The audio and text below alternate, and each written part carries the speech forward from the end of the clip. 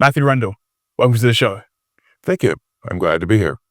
With an over-competitive housing crisis, serious amounts of debt, and an unstable workforce, do you think Gen Z has been handed a worse future than previous generations? Or is every generation convinced that they're uniquely doomed? I think it's very possible that Gen Z has been handed a worse future. I'm not sure whether those are the reasons I would necessarily give for that. By saying I'm not sure, it's not to say I think that's false. It's just that I don't know. In the past, at least, if we take the last couple of centuries, in the long term, at least, living standards have gone up, and so if that trend should continue over the long term, then this could be sort of a situation where things seem presently difficult, but over decades, the present generation ends up still being richer than its parents are. Do I say that's necessarily going to happen? No. And I'm not an economist, so I can't really tell you how likely that's going to be. It seems to me like the kinds of things that make me more pessimistic about the future for sort of young people have to do with other things like the focus of my own research, rising levels of existential risk, things that could be really destroy us, potentially speaking. I think that those risks are likely to grow. I think it seems very unpredictable how politics is likely to evolve in the next several decades. And one thing that's a source potentially of existential risk, but is also just a source of potential great upheaval in our society is artificial intelligence.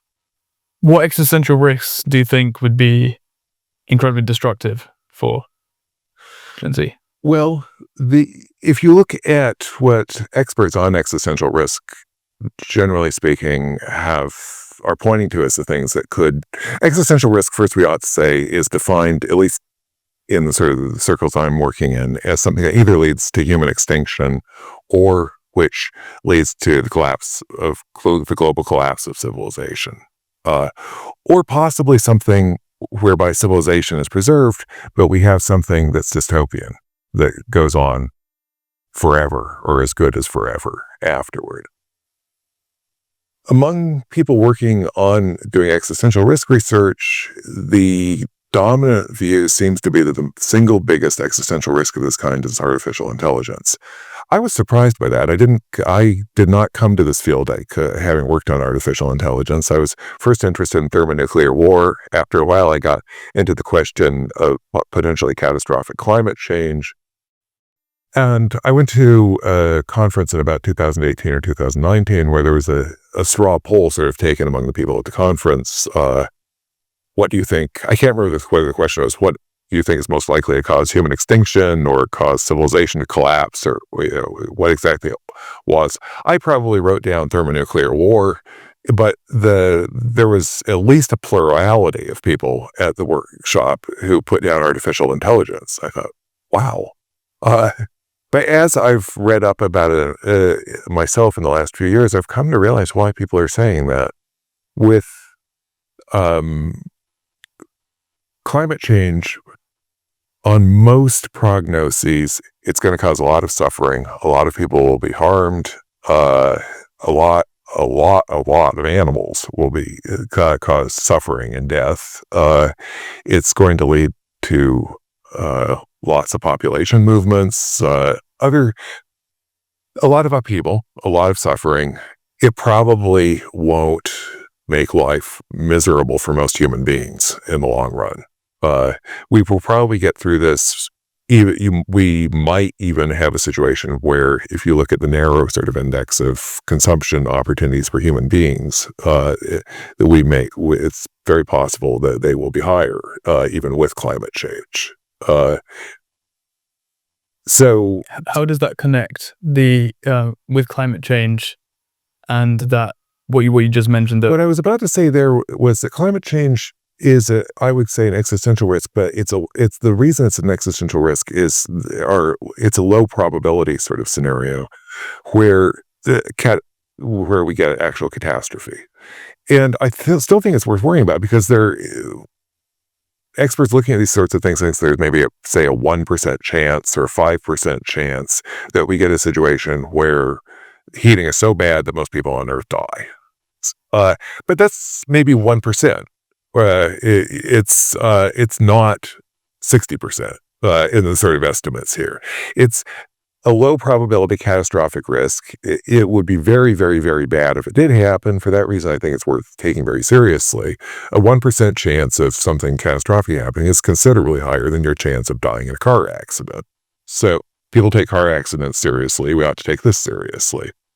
With thermonuclear war, I think if we keep nuclear weapons forever, we will eventually use them. We're not going to be able to just keep on aiming nuclear weapons at each other forever and not use them. So if we try to maintain nuclear deterrence forever, I think the probability of nuclear war in the very long run is very high. But It's a waiting game. yeah. But on the other hand, in any given year, say if you ask me, what do you think the probability of nuclear war is in the next 10 years? I would say higher than I'm comfortable with, but not probably still it's not going to happen. We will probably get through the next 10 years without it. With AI, there's a great deal of uncertainty about that. But the estimates by people working in this area are not along the lines largely of a 1% chance of catastrophe. The people working, at least in the AI safety sort of community, seem to think it's a lot higher than that. And I find that very disturbing. How much have you looked into that? Like, what do you think is going to drive? What makes this an existential crisis? Well,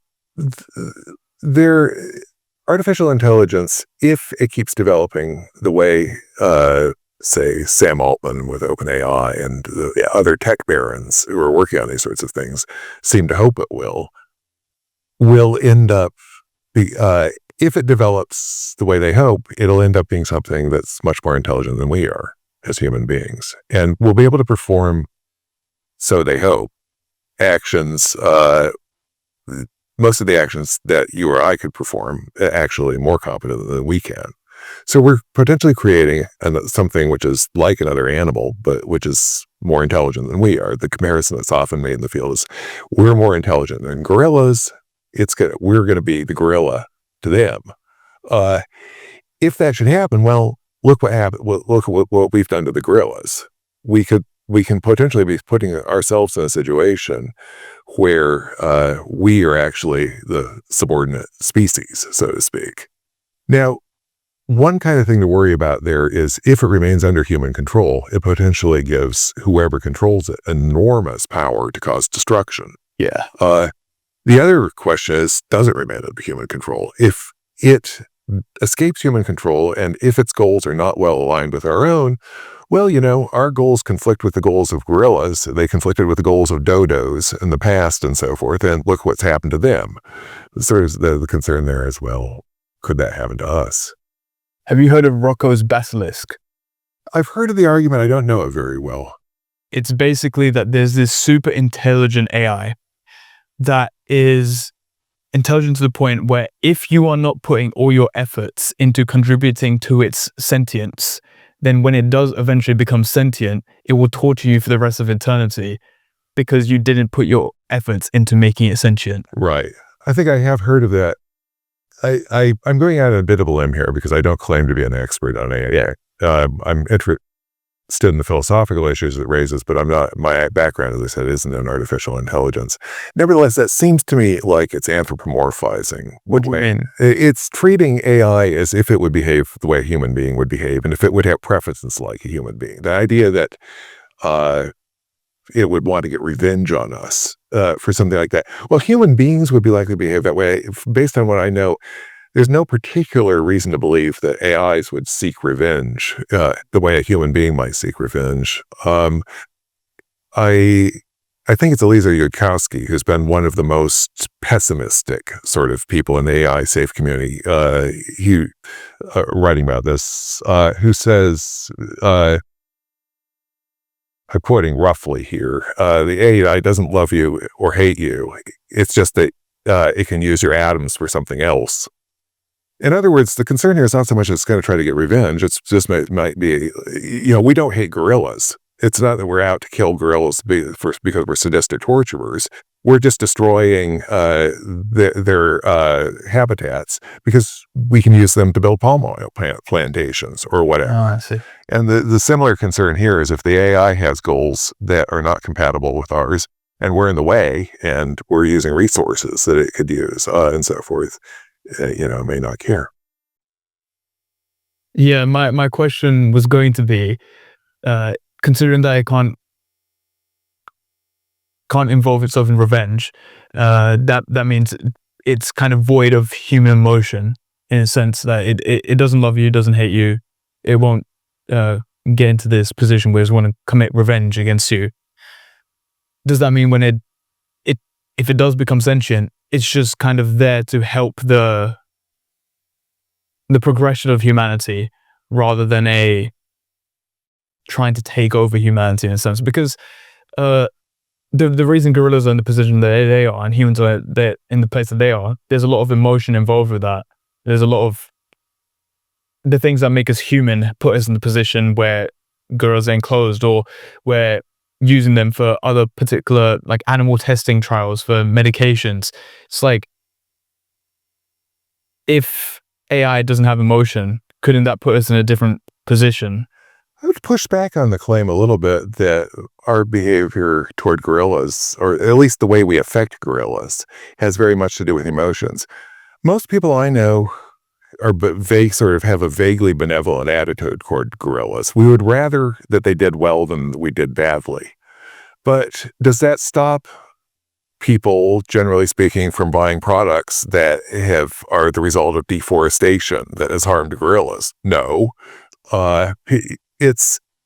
It's not that we're out as human beings to hurt gorillas. I don't even think most of the companies who are harming gorillas by destroying their habitats are loggers or out to harm gorillas. Poachers who kill gorillas probably don't deliberately want to inflict suffering on gorillas. They're just trying to make a living.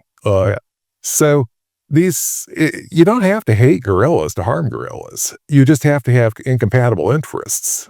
I see. And the worry here is, again, that with AI, the AI doesn't have to hate us. It just has to want something that we're in the way with. That just as gorillas are often in our way. I see. So it's this sort of there's this hierarchical position here, right? Where I'm pretty sure it was Plato who positioned this, where it was that the way the hierarchy went was dirt and stone. Then it went plants and greenery, then it went to animals, then it went to humans. Humans were at the top of the hierarchy in terms of value. So we valued human life over animal life. And I guess with this point, if AI was to become sentient, it would posit itself as a higher point in the hierarchy than humans. I think what I'm really saying here, and I think what most of the concern here is simply that if the AI has goals that are incompatible with ours, and if it can carry out those goals and we can't stop it, then we could be in trouble. Again, like, if you think about, I think it's specifically, it's probably also gorillas, but I know that in the case with bonobos, they're being destroyed because of palm oil plantations. We're encroaching on their habitat there. The people who are cutting down trees and destroying their habitats for palm oil are not really probably even thinking about whether they are higher up on the great chain of being than bonobos are, and so forth. They're just saying, hey, we could grow palm trees on this land. These trees the pesky bonobos are in the way. We can, let's cut down these trees and put up palm trees instead, and then we can sell palm oil. That's because you don't really have to, I think, even start thinking about what they think about hierarchy or if they have any thoughts about hierarchy. It's just like, are their goals incompatible with us doing well? I was going to push back on it because as much as they're not thinking about it, it's more of a subconscious thing, because they could also look at a house where there's a family of 4 and be like, oh, we could use this land to create palm oil and plantations. Like, why not break down their houses and start doing it there? But they don't, because there's this understanding of value of the human life versus the one of the bonobos, do you say? Bonobos, yeah. Bonobos. So it's more this subconscious belief that the human value is more valued than an animal life. Yeah. And so in that sort of sense, we as human beings have certain kinds of values and goals and so forth, which we then tend to pursue. And of course, there are people who, to most of us, seem quite unscrupulous, who don't care if they kill people, if they can seize resources and so forth.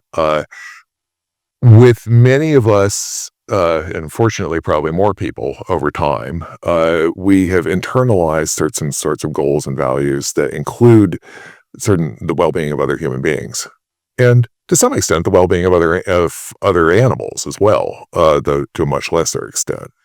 And insofar as we have those goals, then yeah, sure, our behavior tends to sort of reflect that. The question there is then, is the AI, if we get super intelligent AI, going to have those kinds of goals? Well, the people running the tech companies will sort of say, we are definitely trying to design them so they will be our sort of loyal servants and prioritize human well-being. The question is, are they going to be able to get that right? There's a well-known sort of story that has been influential over the years, coined by the philosopher Nick Bostrom, about a firm that wants to produce large numbers of paper clips. It's interested in maximizing paperclip production. The firm gets access to AI, which is super intelligent, and tells it, please maximize paperclip production. That's what your goal is. Well, of course, at first, the AI figures out ways to produce lots of paper clips and makes the firm a lot of money. But then it realizes that by taking over the rest of the resources on Earth, and expanding into the solar system and so forth, it could produce even more paper clips. And of course, human beings are taking up resources that could be used for paperclip production. So one of the, sort of worries that's been around for a long time is the sort of Sorcerer's Apprentice sort of question. The story of the Sorcerer's Apprentice, who originally, it's in the Disney film Fantasia, for instance, who orders he doesn't like carrying water, so he orders he uses magic to cause the brooms in the castle to carry the water for him. Okay.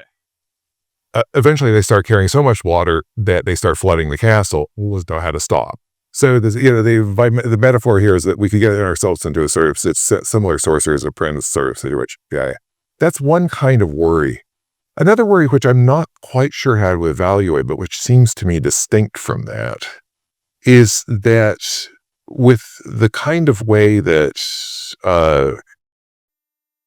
contemporary AI is being developed with, say, the large language models and so forth, they are reinforcing good behavior and discouraging bad behavior they ask the AI to do something, like ask a certain question. If it performs the way they want to, they reinforce it, and if it doesn't perform the way they want to, they discourage that. And so they're trying to move it toward closer to sort of whatever behavior that they consider to be a good idea. The problem is we don't really know what's going on inside, and when I say we, I mean even the people who are working on this. There seems to be a broad consensus that nobody really knows what's going on under the bonnet here. Okay. Why is it? What exactly is going on inside of it so that it knows whether to do the things that we want to do or not the things that we don't want it to do? And so we seem in sort of controlled settings to be training it to behave in the ways we want it to. Well, the question that's raised, and it's raised in a new book out by Lisa Yudkowsky and his colleague Nate, I guess it's Suarez, which has come out earlier this autumn, is how is it going to behave when we take it out of these sorts of controlled settings? Yeah. The book, incidentally, is called If Anyone Builds It, Everyone Dies. The they point out that the kinds of we were originally sort of as human beings programmed, we might say, by natural selection to have certain kinds of desires. For instance, desires to the human desire to have sex was originally adaptive because it allowed us to reproduce in large numbers. But and in the ancestral sort of environment, desiring sex and having lots of babies and handing down your genes tended to track one another. So you could be fairly sure that somebody who was highly motivated to have sex would be more likely to propagate and hand down their genes. They point out that now in the sort of contemporary environment, this has really been disconnected to a large extent. Desiring lots of sex isn't necessarily connected with having lots of babies because we've got contraception. But nevertheless, it's our goal, most people's the sort of drive is to have sex as opposed to have as many babies as possible. Yeah. Similarly here, they say, in a sort of controlled environment, we may be able to reinforce behavior and discourage other kinds of behavior. And the AI may have whatever goals are going on inside of it, under the bonnet, may be producing certain kinds of behavior, which is the kind we want. If we take it and put it in a different context, then those drives that produced in the lab context, the kind of thing we want, might cause it to do things that were very different in other contexts. And again, it's not because we haven't actually trained it to do what we wanted. We've trained it to do we've trained it to do what we want in a lab setting, but that's not because it necessarily wants those goals any more than people who want to have sex necessarily want to have babies. The one question that's been going through my mind is that I'd like to think that the goals that we have in life are influenced by our emotion, like by our intuition. Why do we want a particular goal in life? Why do people want to make money, improve status? There's particular root causes to wanting and having particular goals, and it is mixed in with emotion. And if AI is unable to have that emotion, how is it determining what its goals should be? How does it know what good versus bad is versus what's programmed and told what good versus bad is? Because if our goals are determined by the way that we feel about it and what the root or the causes we're trying to achieve, whether that be increased social status, or in terms of the sex trying to pass down as our genes, there's adaptive reasons because of evolution, and then there's emotion involved with that. If AI doesn't have emotion involved with it, and it doesn't really have adaptive processes because there's no iterative process of evolution, how is it generating goals? Yeah. Well, so first, there is, as I understand, at least with AI training, an iterative process, which is kind of like evolution in that it's asked to perform certain tasks or to give certain answers and so forth. Then they check how close this is to what we want. And then they adjust the AI to make it perform better the next time and the next time and the next time. That in some sense resembles the sort of process that we were put through natural selection as a species. We've moved toward more and more certain kinds of behavior by natural selection because we didn't hand down our genes if we didn't behave in certain kinds of ways.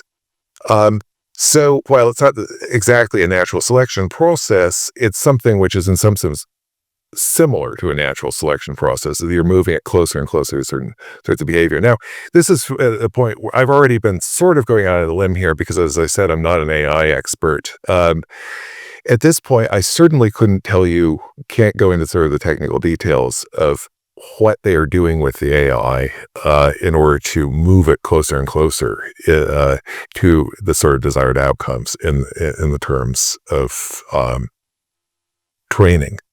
However, the sort of concern, as I understand that Yudkowsky and Suarez are raising, is simply that we are training it to behave in certain kinds of ways in a certain context, and if it moves out of a context, the goals that it has may actually cause it to behave in very different ways, just as we behaved in very different ways in a modern technological society where contraception is available, say, we behave in ways that have very different consequences in a modern technological society than when we were still in a Neolithic one.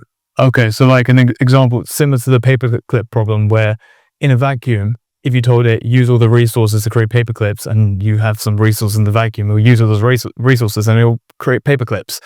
But take that prompt and that AI out of the vacuum into a contextual real life scenario where you say use all the resources to make paperclips, it now will use literally everything to make paperclips. Is that what you mean? Well, the context I'm talking about here is that with the paperclip maximizer example, the problem is there that you just haven't specified your goal very well. It is carrying out, the goal you gave, but it's just that you forgot to sort of say something like, stop making paperclips once you've reached a certain number, or we don't want you to use up all the resources on Earth to make paperclips. And, unfortunately, there seems to be a consensus that it's not just as simple as sort of saying stop when you made the millionth paperclip or something like this. So there's a whole body of sort of literature on this question. But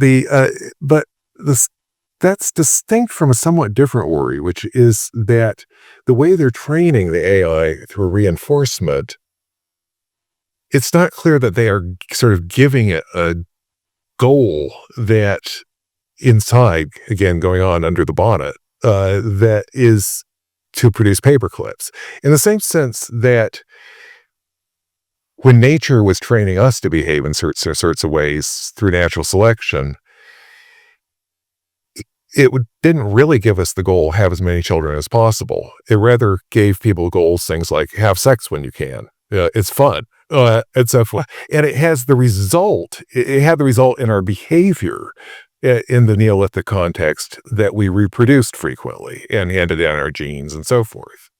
The similar sort of worry here is that if the AI in a lab sort of context is behaving in a certain kind of way,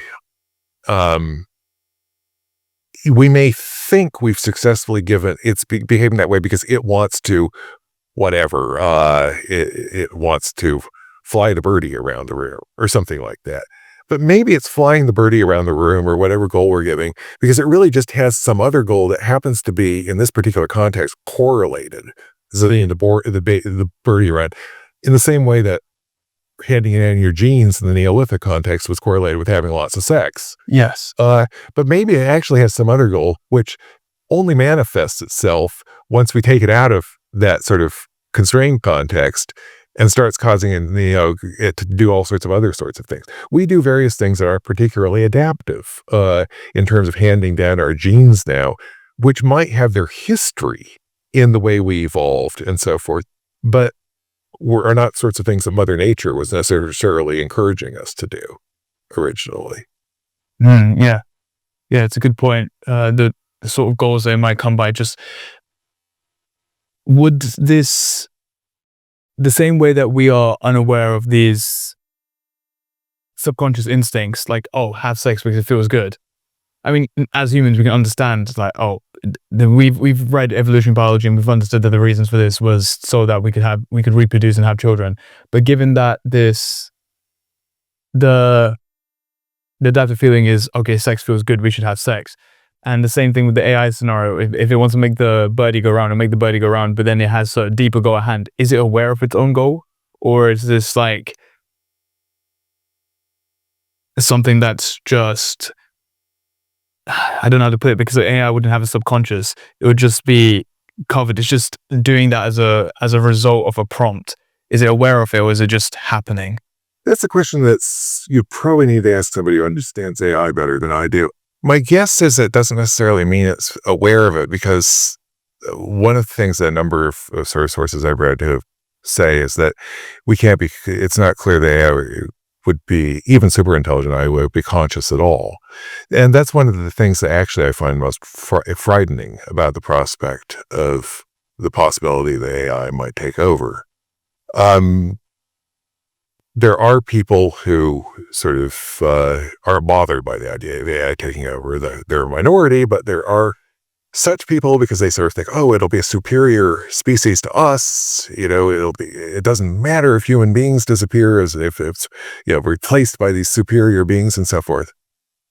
But it's not clear those superior beings would actually be conscious. They might be behaving like us, in the sense that they can make decisions and do other sorts of things. But there seems people like Stuart Russell, who should know, even if I doubt it, argue that it doesn't have to be conscious to do those sorts of things. So we might actually, if it were to replace us, have an Earth or a solar system, or however far it's spread out, made up of machines that were behaving in certain sorts of ways, but we're not conscious at all.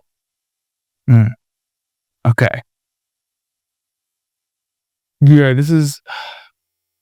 it's an interesting, the one that you mentioned earlier, the argument that people have who aren't so worried about AI taking over, that's an interesting argument as well, which is they're these superior beings that are taking over humans. It doesn't really matter because, they're superior beings. So it's, if anything, it's the best for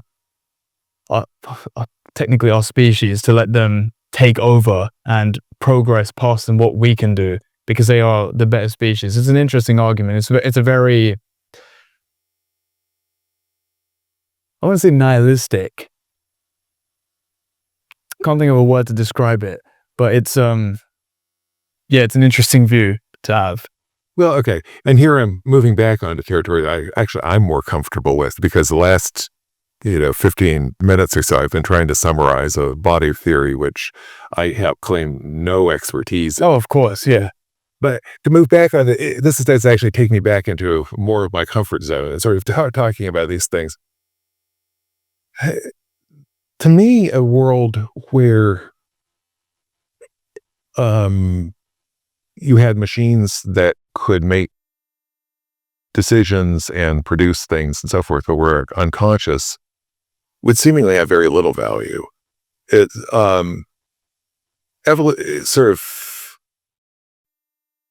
environmental philosophers, sort of thought experiment that some of them have presented.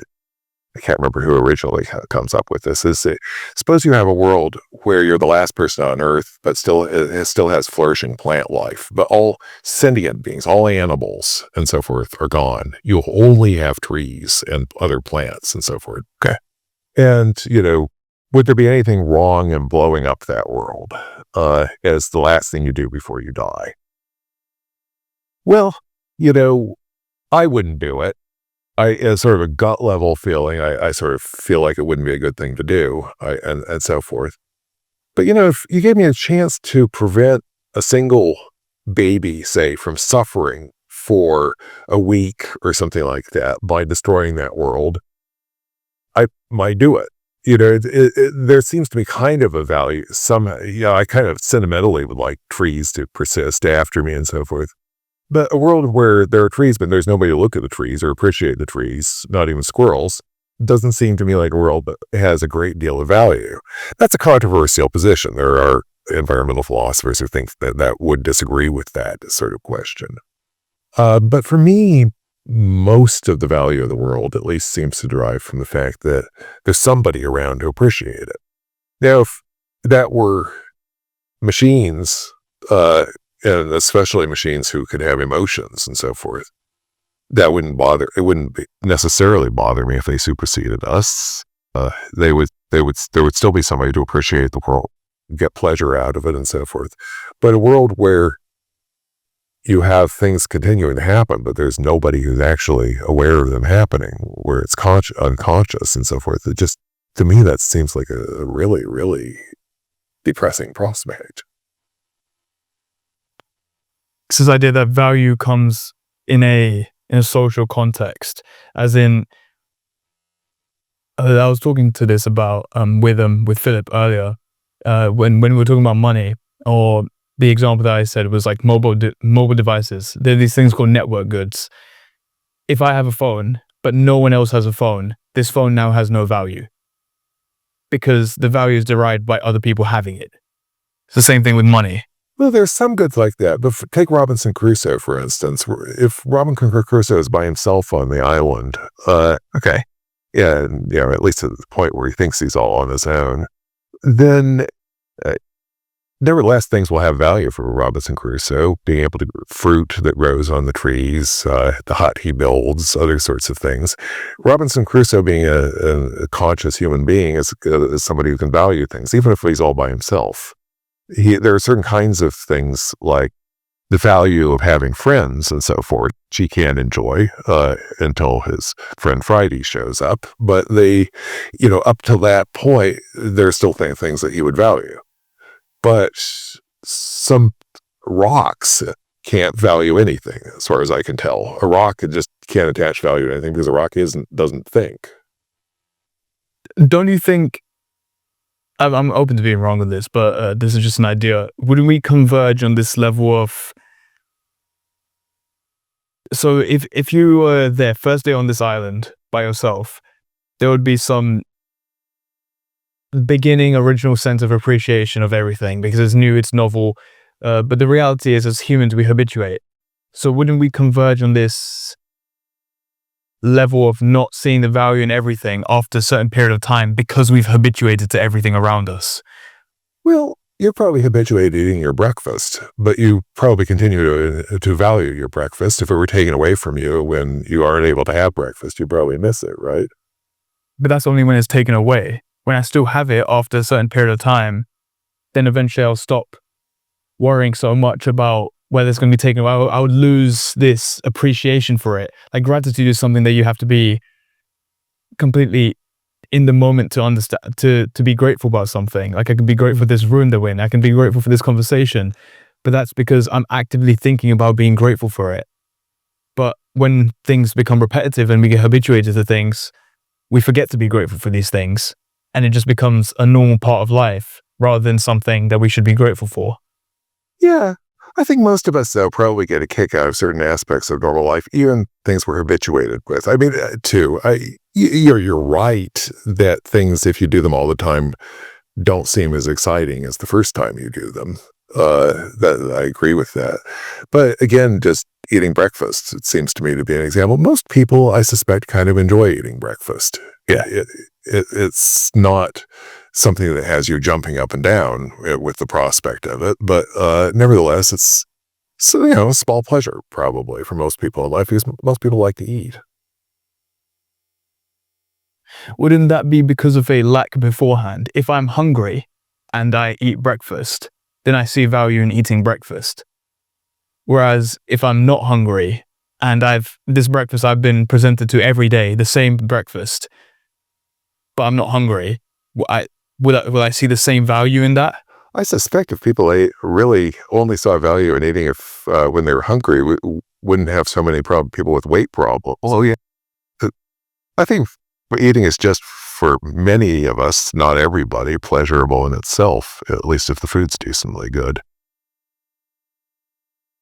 And but my broader point there is that even with routinized sort of behavior, and that's not just down to food, of course, but there are just various things we do in daily life. I think many of us just derive pleasure from our existence. Whereas if we were completely unconscious, I mean, when you were in deep sleep and you're not even dreaming, I would submit you aren't having any real pleasure. You're just not having any experience. And a world that was dominated by artificial intelligence, or where artificial intelligence replaced us, which was not conscious, might be a little bit like a world where every human being was in deep sleep all of the time. And I wouldn't see very much value in a world where every human was in deep sleep all the time either. Yeah, because there'd be no. Is this linked to this idea where if a supernatural being like AI were to take over, they would have there's no consciousness to appreciate the world that they're on? That is at least my understanding from some things I've read, is the view is it wouldn't at least necessarily be conscious. I'm not sure where you can rule out that you could get conscious AI, but there's certainly, as I understand it, no guarantee it would be conscious. And to wrap around to the original question, which was about Are we uniquely doomed, or are we handed a Western? I'm interested in this idea of whether we owe something to the future, to people who don't exist yet. There's this great quote from the book. I forgot who said it, but it was we love our grandchildren, we can relate to them, but our great grandchildren, it becomes a bit harder to relate to. So do we owe anything to future generations, even though we're in a position where we should probably be looking after ourselves and aim for the best for ourselves? Why, especially like my generation, why should we care about what we're leaving to the next generation when we're not even in a position to care about that? Yeah, well, whether you should exercise care toward other people doesn't necessarily depend on whether you like them or emotionally care about them. I don't know anybody in Derby. I don't have any emotional attachment to anybody in Derby. It would still be wrong for me to start sort of firing short-range missiles toward Derby. And in a similar sort of way, I may not know or have any personal connection to people who live 500 years from now. But if I start setting time bombs, either literally or metaphorically speaking, that will blow up in 500 years, I'm doing something wrong, even if at an emotional level, I don't give a hang about those people.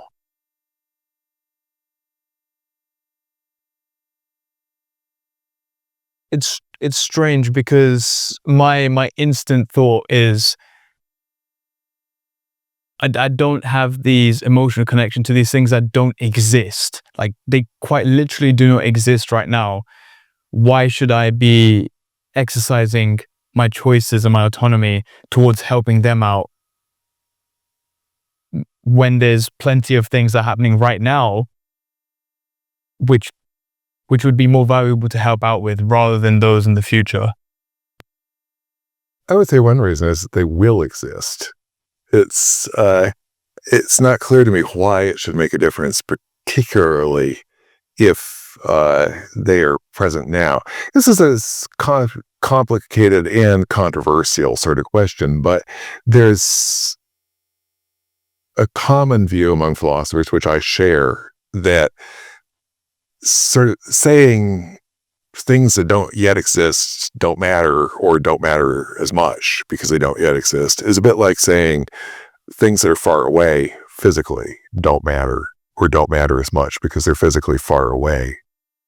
And in fact, from a sort of impartial perspective, there's no obvious reason why somebody who's 5,000 miles away matters less than somebody who's 500 miles away or 2 miles away.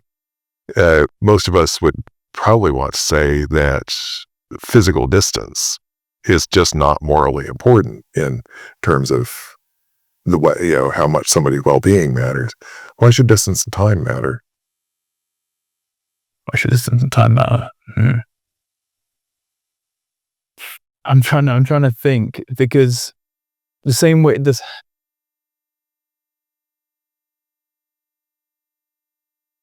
it's more of this uncertainty, because you could say people could exist in 500 years, the same way I could say that people won't exist in 500 years. It's unfalsifiable. Like, you can't prove it wrong, and it's the same argument here, isn't it? Yes, and that is, I think, a more justifiable sort of argument for giving somewhat less weight to things that occur in the distant future. There might be nobody there to experience them. The world may come to an end. And in that sense, even if you look at your own life, for instance, it's kind of reasonable to give a little less weight to things that might happen to you when you're 95 than to things that will happen to you when you're 65. How come? Because you may not live to be 95. Yeah.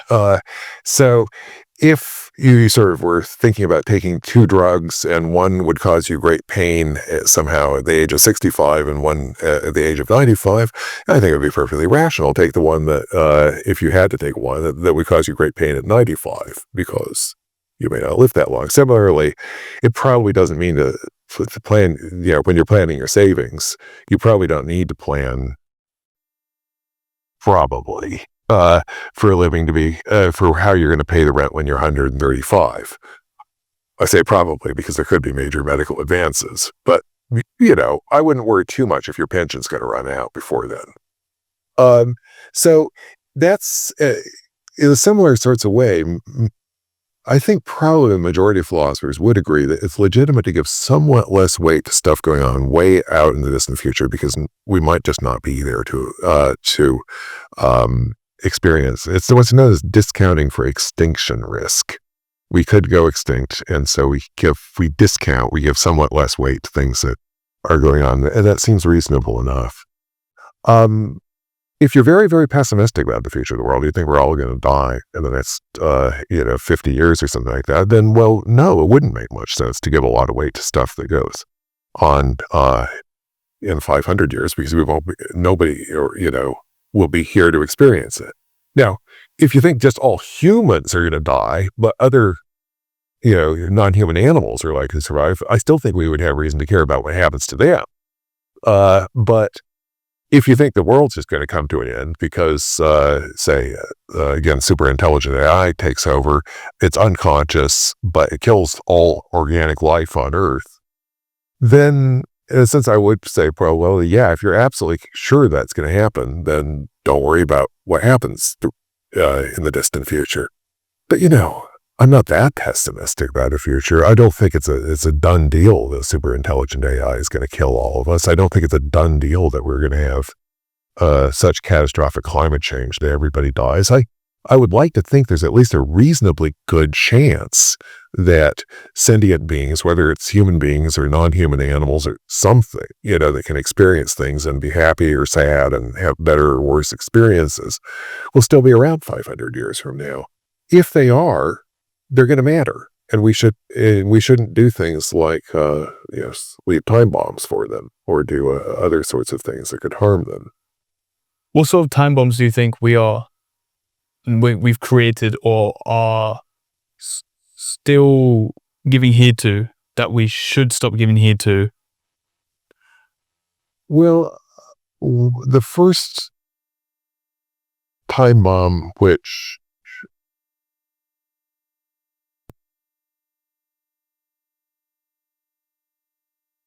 we set, which I suppose, you could call in substance, I suppose, something like the entire Industrial Revolution a time bomb, because it could lead to things. But the first sort of really thing I would really call a time bomb would be our building of nuclear weapons in the middle of the 20th century. We've still got them. We've still got thousands of the things. I think you have to be just an unrealistic optimist to believe that we will be able to go on for the rest of history, at least if history is very long, without ever slipping up and using nuclear weapons. And yet, it's not clear exactly when that's going to happen. I think it's very possible that within our lifetimes, nuclear weapons won't be used. I just don't believe that we'll go for thousands of years without using nuclear weapons. You've called nuclear weapons a predictable surprise. Yeah. What do you mean by that? Well, I mean, nuclear war is a predictable surprise. The concept of predictable surprise is associated with a writer called Max Bazerman, who argues that there are certain kinds of things that we can foresee will eventually happen, and yet when they actually do happen, people are surprised by them, nevertheless, even though in some sense we should have known they were going to come. A good example of that was the COVID pandemic. People have been saying for years and years before, decades before COVID happens, eventually we're going to get another big pandemic, something like the Spanish flu of 1919. These things happen periodically. Eventually we were going to get one. A lot of people thought it was going to be flu. It turned out instead to be COVID, but the basic idea that eventually we're going to have a pandemic turned out to be right. Despite that, there were all sorts of ways that governments like the British government and the American government could have prepared better for a pandemic and made greater preparation than they did. And so when we actually got COVID, we weren't entirely prepared for it. Similarly here with nuclear war, I think if we're realistic about things, we have to say, if we try to do nuclear deterrence forever, we're eventually going to get a Cuban Missile Crisis where it isn't resolved peacefully, or we're eventually going to get one of the other kinds of close calls that we had during the Cold War where it doesn't go our way.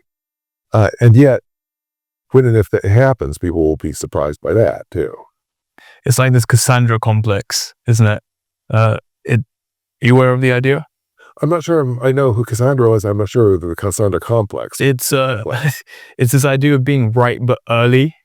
So Cassandra, I'm pretty sure it was Apollo. She was gifted the traits of future prophesying. Yes, she was given the gift of prophecy by Apollo, and in exchange, she had to give her body and her virginity to Apollo.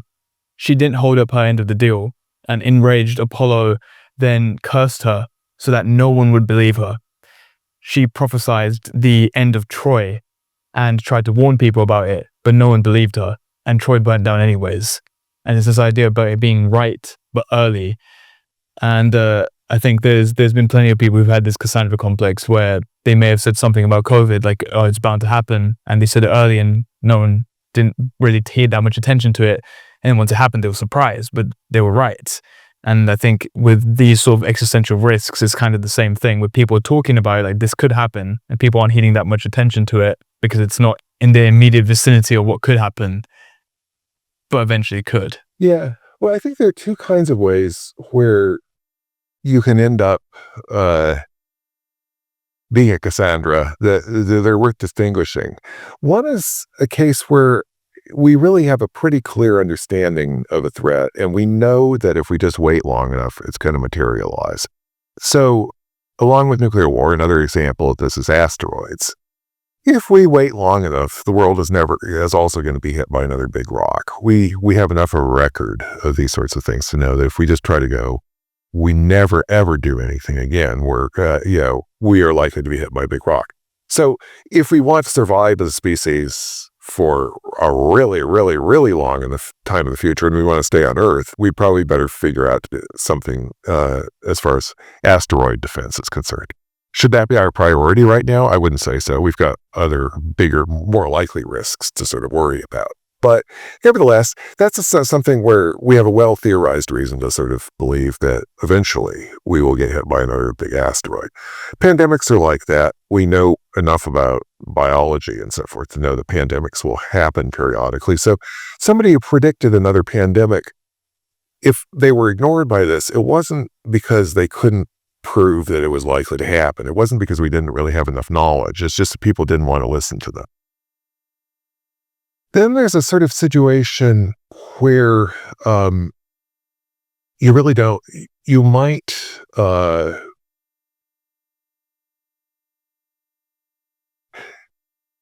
you have reason to worry that something bad could happen, but it might be that it'll just never materialize.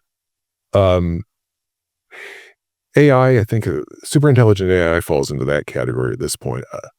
It appears to me that most people working in this area aren't sure that we are ever going to have super intelligent AI, or at least that we will have it any time within the next few decades. It could end up fizzling. I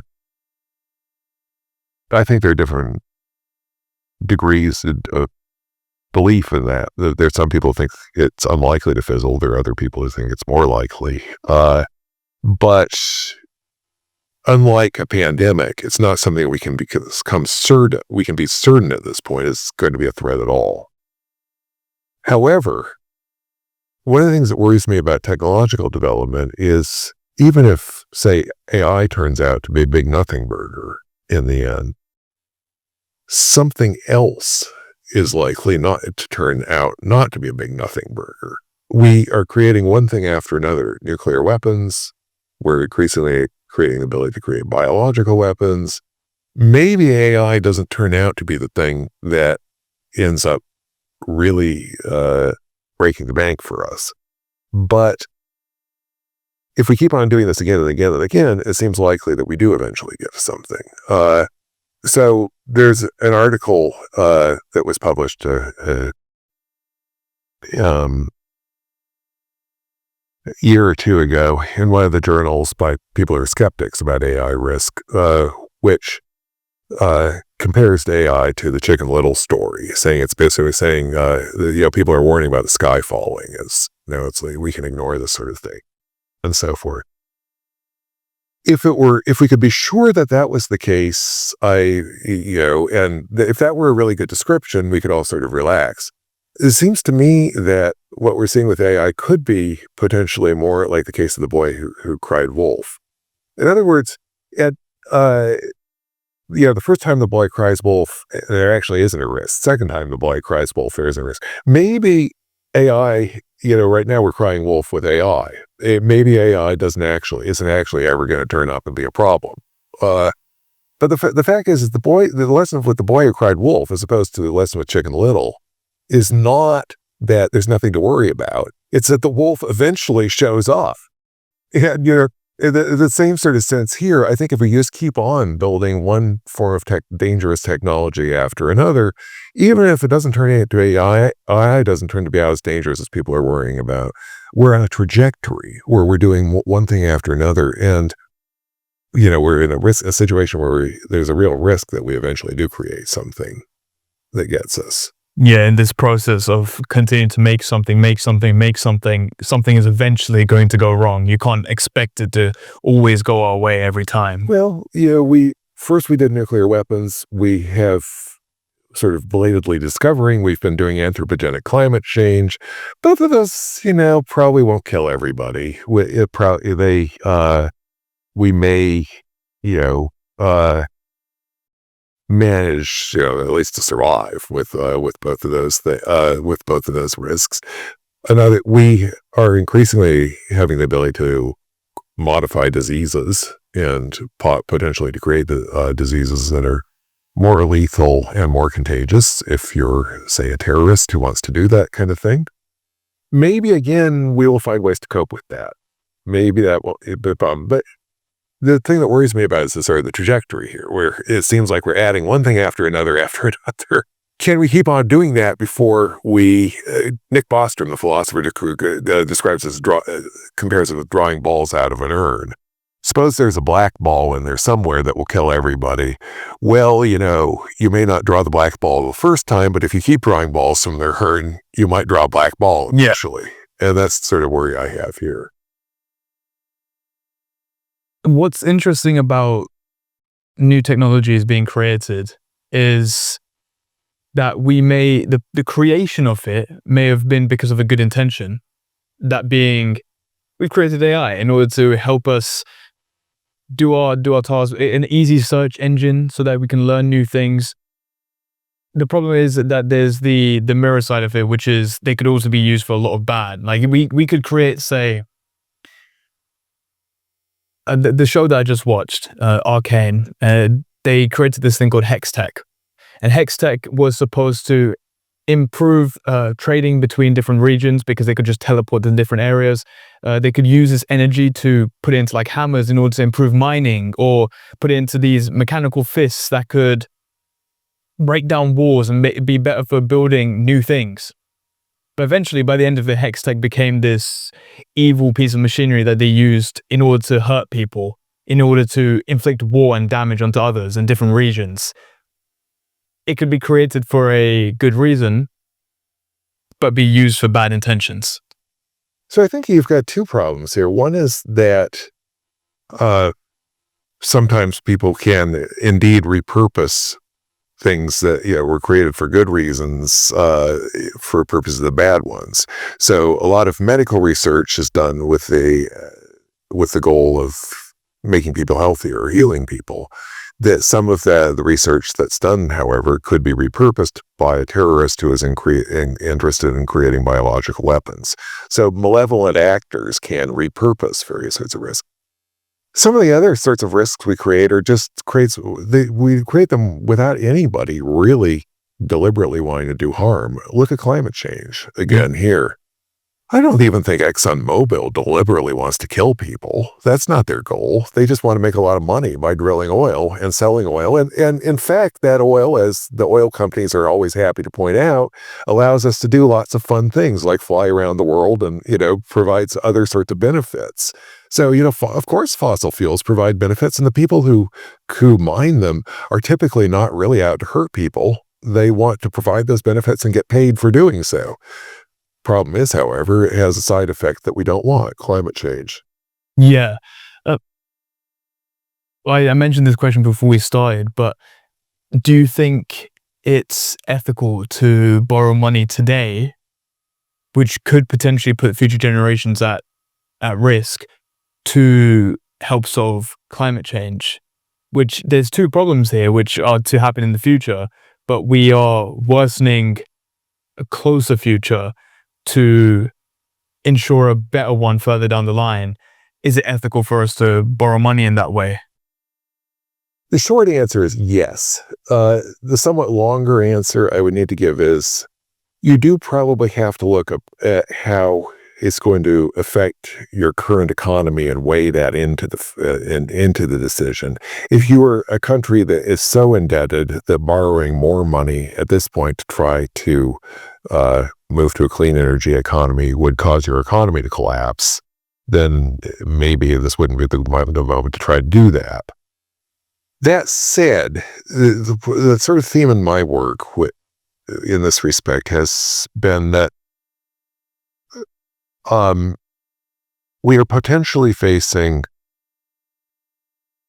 catastrophic threat from climate change. It's not very likely that we will have, say, 10 degrees of warming, or that's a worst case kind of scenario, but it's the kind of scenario that experts say we can't rule out.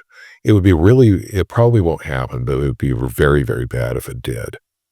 Now, the typical kind of argument that's made by people who don't want to spend money to try to mitigate climate change, people like, say, Bjorn Lomborg, is that we have this long-term trajectory of generation after generation becoming richer over time. We're richer than our great-grandparents were. Those people, in turn, were richer than people, say, at the start of the Industrial Revolution, and so forth. And the claim is that with this long-term trajectory of economic growth, well, we can, even with climate change, it's not going to do that much harm. Our great-grandchildren will still be richer than we are. Things will continue getting better, and we'll just buy air conditioners. There are a couple of problems with that one. One thing is that it's going to, of course, cause harms anyway to people who, at present, for instance, don't have air conditioners. Climate change is going to cause people to have to migrate. Small islands are going to go underwater, stuff like that. The Bjorn Lomborgs of the world will say, well, yes, but on the other hand, look at all the economic growth we'll get if we don't mitigate, if we spend the money on something else. So this can help people. We can cure malaria with this money. Yeah, stuff like that.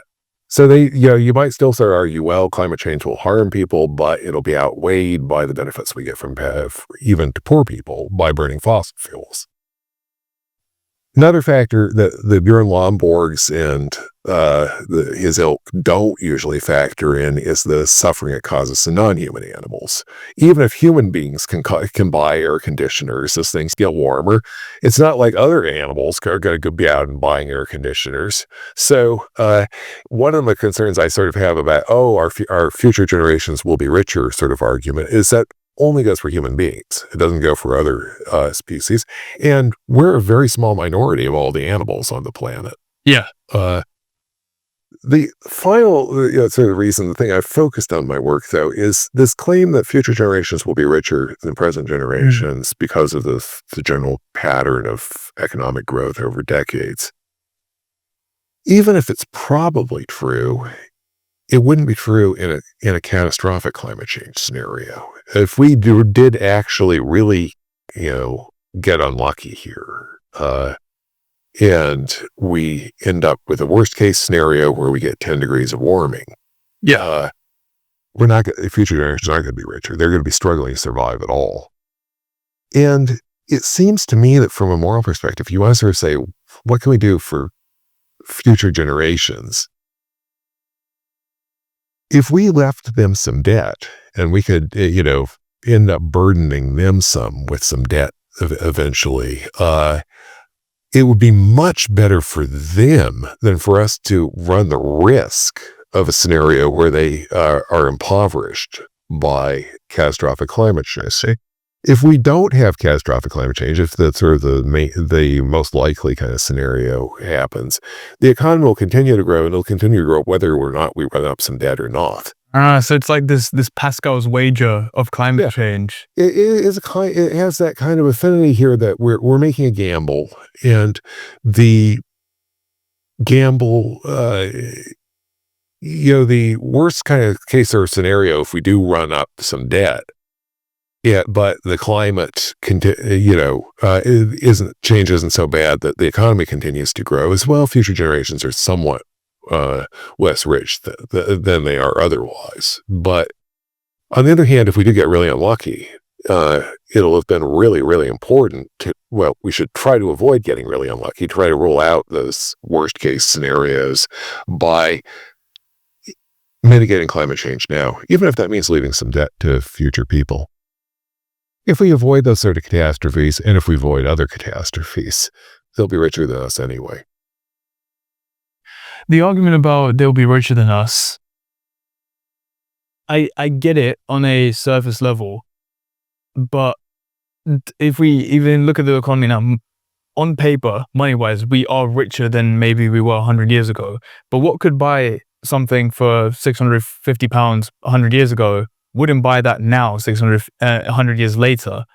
So with inflation, with wages not rising at the same amount inflation is rising, there is still this issue, money-wise, we are richer than previous generations, but everything is also much more expensive. So are we actually richer than other generations? I think most economists who look at this question would say, yes, you are, in terms of what you can actually buy. It's one reason it may not feel that way when you look at this, and I'm not sure it feels that, weighted to me that necessarily, that it's not clear. I feel like, say, people your age are richer than I was at your age, is because the distribution of wealth has become more unequal. So I think one factor that may make it feel like it's standing there is the growing inequality within society. Unless you happen to be one of the rich people, it may seem then that the collective amount of resources in society haven't grown. But I think most economists would say that overall, if you look at sort of the amount of resources that are available to human beings, that they have considerably increased, and that this is part of a trend. One of the things we also do need to bear in mind is that we are biased somewhat by the fact that we've lived in Western societies which have experienced lower growth rates. Yeah. If you looked at Chinese are clearly all human beings again, at least Chinese humans are a lot richer than they were in 1990. China has changed a lot. And so in any case, though, the kind of argument, when you're making sorts of arguments about policy, you're usually arguing against somebody. You're arguing in favor of some sorts of points of view, but you've got your opponents. And the kind of opponent whom I've spent part of my career arguing against are people like Bjorn Lomborg, who I already mentioned, but also, for instance, William Nordhaus, who won the Nobel Prize in Economics a few years ago on the basis of his work on climate economics to a large extent. Nordhaus, like Lomborg, and Lomborg is a sort of a popularizer of Nordhaus's ideas, has argued for a long time that the overall trajectory of economic growth is not going to be affected so much by climate change that it's worth taking drastic measures to try to stop it. Nordhaus isn't against doing nothing, and over the years he's become, I think, more supportive of doing more. But the basic message, it's a little ironic in a way that he got the Nobel Prize in this area, because I'm not sure the Nobel Prize, you might sort of think that somebody wins a Nobel Prize for in economics for climate change would be somebody who was sort of calling for us to do more. Yeah. And Nordhaus has actually, if anything, been over the last 20 to 30 years a bit of a drag, because compared to some of his colleagues, he's been arguing for doing rather less. And the message has been, well, they'll be richer in the future anyway. So we should do it, kind of have a slow slowly amp up the sort of measures, but we shouldn't move too quickly because we could drag on the economy. And that's the kind of argument he's made. So it's people like Nordhaus as I've been arguing against. Of course, he's an economist. He has much better sense than I can of projecting what is likely to happen with the economy. For all I know, he is very likely right that in most sorts of possible states of the world, most scenarios, future generations will be richer, provided we avoid some kind of catastrophe. The thing that I think Nordhaus and people like Lomborg who follow Nordhaus don't give enough weight to is the possibility that we just get unlucky. We are running a risk with continuing to emit that we just get, unlucky. Nordhaus himself wrote a book called The Climate Casino. What if we have really bad luck in the climate casino? Yeah. I think we ought to just rule that prospect out by going ahead and mitigating climate change more aggressively now.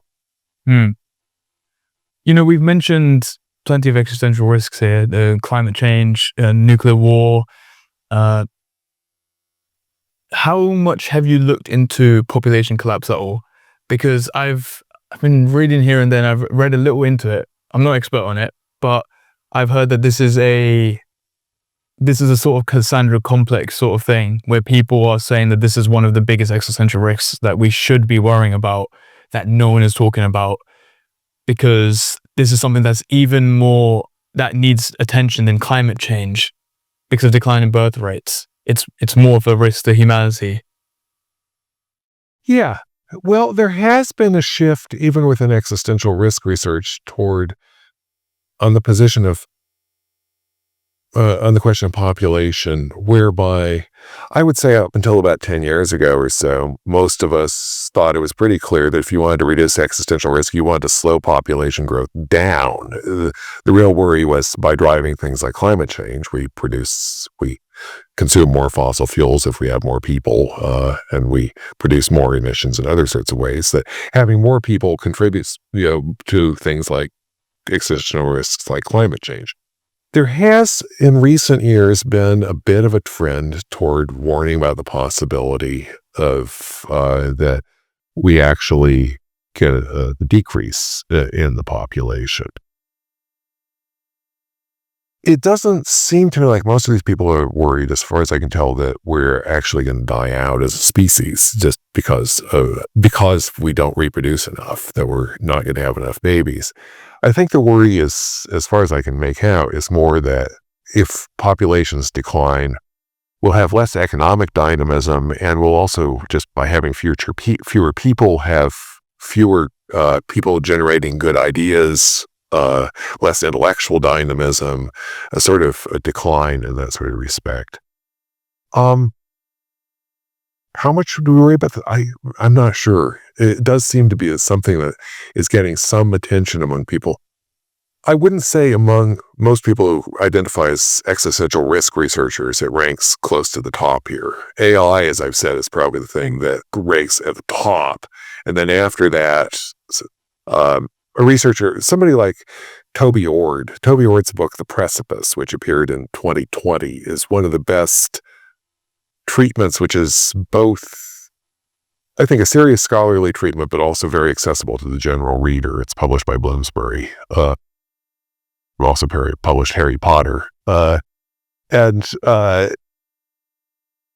Ord ranks artificial intelligence along with nuclear war and climate change, and I think pandemics is the other thing in the list, as sort of the four big things that we need to really be worrying about now. It's not that he thinks other things aren't potential worries. Asteroids in the long term are a worry and so forth. But I think population growth, at least within the existential risk research community, is seen as, or population decline, as something that's kind of interesting to discuss and so forth, but it's not seen as being one of the most pressing existential risks. Just to tie things up with a knot, for my generation, Gen Z, I think we are very individualistic, very non-altruistic. What would your advice be for my generation, and what should we do to help out future generations as of now, as of today? Okay.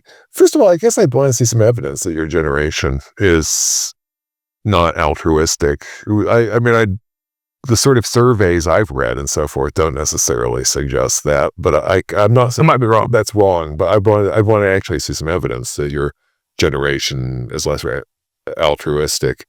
One thing I would say is if you're not altruistic, one of the things you shouldn't do is you shouldn't vote. Here's why. If you really don't care about other people, if you really care about yourself, then voting is a mug's game. Your chance of influencing an election is just vanishingly small. It's not like who wins the next election in Britain becomes prime minister is likely to be tipped by whether you win and vote personally or not. You'd have to be a megalomaniac to believe that. So if you're interested in doing well for yourself, then you really ought to just not bother to vote. You should go and, go to the movies or go dancing or play video games or whatever you enjoy doing, but don't go vote because that's just a waste of your time in terms of making yourself happy. On the other hand, the only reason I think people do have good reasons to vote, but I think they're moral reasons. I think you ought to vote. It's if you're going to vote for moral reasons, though, then why would you, if you decided to go to vote for moral reasons, why would you vote selfishly? Vote in that case for what you think is the morally right thing, policy. The one thing that is just completely irrational from my standpoint is to go and vote and then vote selfishly.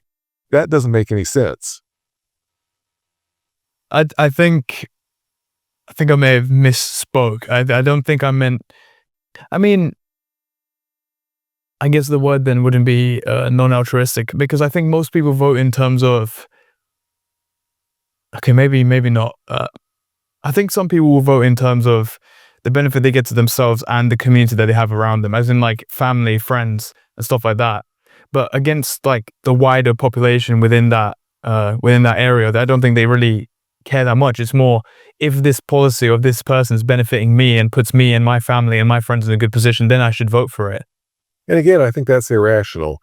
If you want to help your friends, going to vote is a terrible way to do it. Go and paint your friend's kitchen that afternoon instead, or do something like that. That's the way you can help your friends. But the chance that you're going to tip the election by going out and voting and help your friend that way is just microscopically small. But doesn't it go the other way around as well? Where if you're voting altruistically for everyone else, the chances that your vote tips the election is minimal. Yeah. So why should you vote? That's also true, because I believe to behave morally, you have to, you need to follow certain kinds of practices that we do collectively speaking that bring about better outcomes. So, for instance, if you sort of say, why should I vote?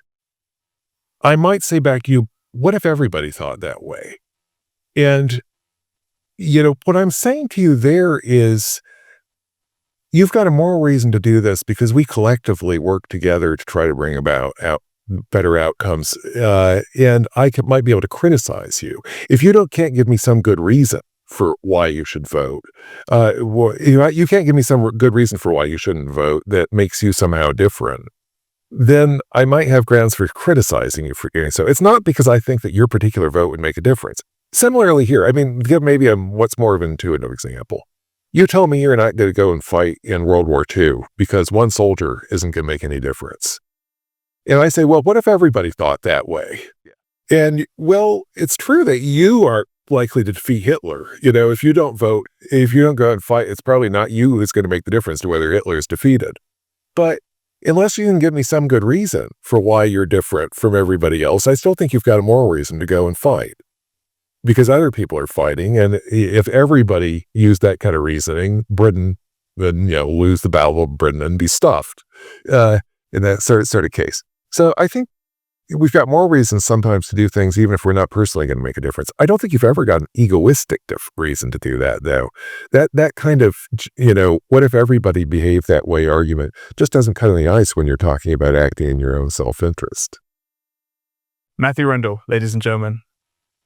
Man, that was good. I really appreciate that conversation. All I right. think there was a lot of good back and forth, a lot of interesting things I think a lot of people can take from this conversation. I think you're a really smart person. Okay. Well, thanks. It was certainly wide ranging. We went back and forth. One thing I would mention, if with the editing, is that as I think I made clear, and I hope it's clear here, the one place where I really felt like I was going out sort of on a limb here was the first part of a conversation where I was saying things about how AI worked and that sort of thing. Because I'm really not an AI expert. I'm an amateur trying to get up to speed with this thing. When we start getting into the actual more philosophical questions about what we should do and, the sort of decision theory, sorts of aspects, that's the sort of thing where I'm really comfortable knowing, as speaking as an expert. So, I wouldn't want to sort of, in other words, be pitched as somebody who's an expert in AI. Oh, of course. I just thought it was an interesting route to go down. I think you had some interesting stuff to say about it, and I learned some stuff from it as well. So I think it could be useful to a lot of people. But yeah, I think you're a really smart person. You know a lot about different areas. What is it? Jack of all trades. Yeah. Yeah. And master of Master of none. Yeah. Oh, master of some. Master, yeah, I think that's a fair description of me, as jack of all trades, master of some, with sort of respect. Yeah. Okay. So one thing I would mention just is that I'm currently working on a book on existential risk, which I'm hoping to send down actually to a publisher next month. If it works, if they're interested and that goes somewhere, it probably would be out like a year and a half or 2 years from now. Okay. If you're still in this business and would like to have me back to talk about my book, I'd be real interested. Oh, of course. I 100% will be. Okay, good. Well, you might be hearing from me, in a couple of years then, about that, with a question about that, if I may. Of course. Yeah. Thank you for joining me. All right. Thank you.